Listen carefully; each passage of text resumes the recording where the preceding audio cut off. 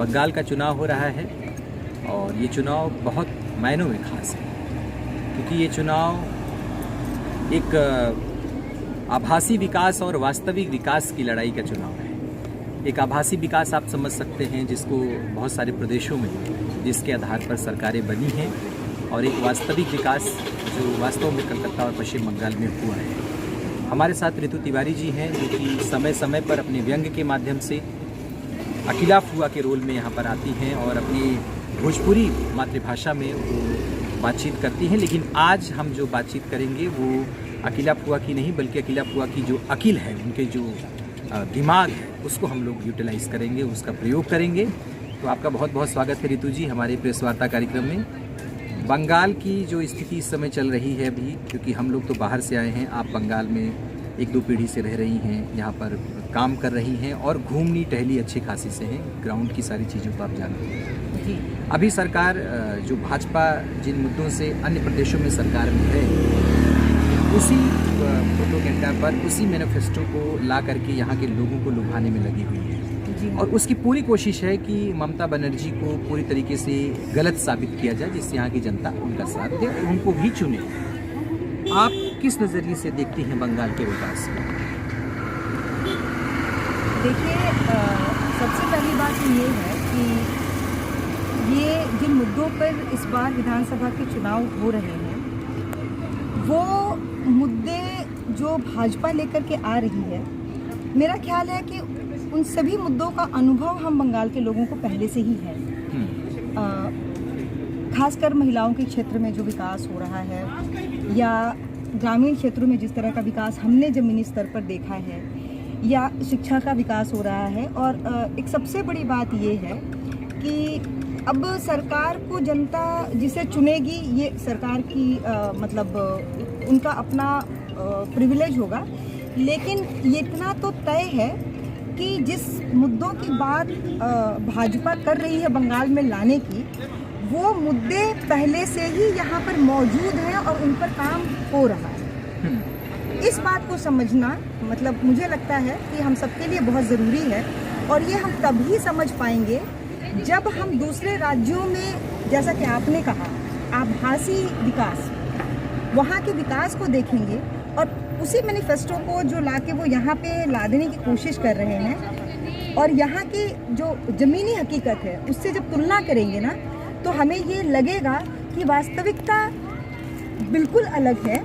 और शायद भाजपा जिस तरह के विकास में विश्वास रखती है, उसके लिए हम बंगाल की जनता तैयार नहीं है। एक चीज़ और है कि इस आभासी विकास की हमने बात की, उसे हम सतही विकास भी कह सकते हैं। सतही विकास भी जिस हिसाब से हुआ है, जिस कदर हुआ है, वो जग जाहिर है सबके सामने। आपको लगता है कि भाजपा हिंदी प्रदेशों में, जहाँ पर हिंदी बोलियाँ बोली जाती हैं, वहाँ पर अभी तक एक जो इसकी सांप्रदायिक भाषा है, जिसके बल पर ये अभी तक काम कर रही है, और ख़ासकर इसकी पूरी कोशिश है कि मेजॉरिटी के साथ, जो जैसा कि सबको पता है कि हिंदू मेजॉरिटी में है, और वो उन्हीं के लोगों के मन मस्तिष्क में पैठ बनाने की कोशिश कर रही है। क्या पश्चिम बंगाल में भी इस तरह की कोशिश वो सफल होगी, और अगर नहीं होगी तो क्यों नहीं होगी? देखिए, इस पे मैं सबसे पहले एक बात कहूँगी कि बंगाल, विशेषकर बंगाल जो है, वो कई भाषियों को लेकर के बना है। बंगाली तो यहाँ है ही, पश्चिम बंगाल के रहने वाले तो हैं ही, लेकिन अगर आप चारों तरफ घूम कर देखें तो बंगालियों से अलग हिंदी भाषी की संख्या राजस्थान से है, उत्तर प्रदेश से है, बिहार से है, हिमाचल से है, यहाँ तक कि कश्मीर से भी है। तो संख्या ज़रूर छोटी हो सकती है, लेकिन हिंदी भाषी या दूसरे प्रदेशों की संख्या भी यहाँ पर है, और सबको मिला करके बंगाल की संस्कृति चलती है।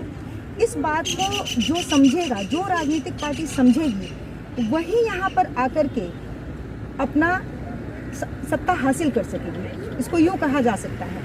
और सतही विकास का जहाँ तक सवाल है, तो मुझे नहीं लगता है कि बंगाल की जनता, खासकर वो हिंदी भाषी ही क्यों न हो, वो इसको मतलब मंजूर करेगी, किसी भी तरह से नहीं। क्योंकि जिस तरह का जीवन हम यहाँ पर जी रहे हैं, वही अगर हम उत्तर प्रदेश जाते हैं, जैसा कि मैंने इसके पहले भी कई जगह लिखा है, या ये मेरा निजी अनुभव भी है, कि उत्तर प्रदेश में मैं गई हूँ, मैं दिल्ली में गई हूँ, मैं और कई राज्यों में मैंने घूमा है, लेकिन एक चीज़ जो सबसे विशेष तौर पे मैं कहना चाहूँगी आपको कि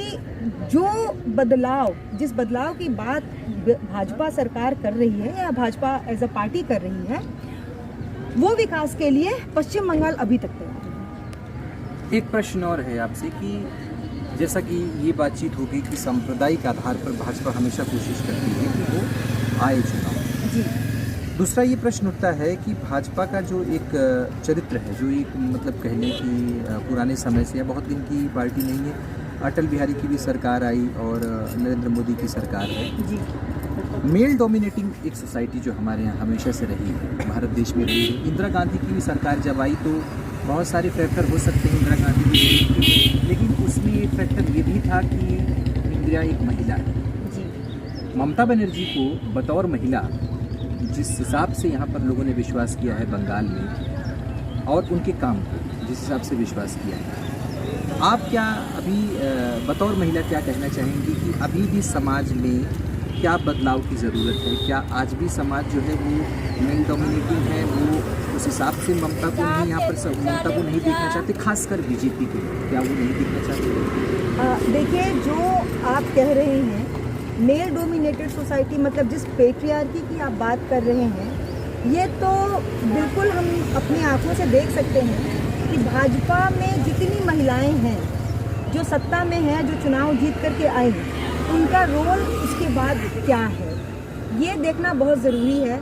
आप सुषमा स्वराज जी थी, जब वो विपक्ष में थी तो वो बहुत मुखर थी, उनकी आवाज़ हम सुन पाते थे, उनके प्रतिरोध की आवाज़ हमें सुनाई देती थी, लेकिन जब तक वो जीवित रही, सत्ता में आने के बाद उनकी आवाज़ सुनने को हम तरस गए थे।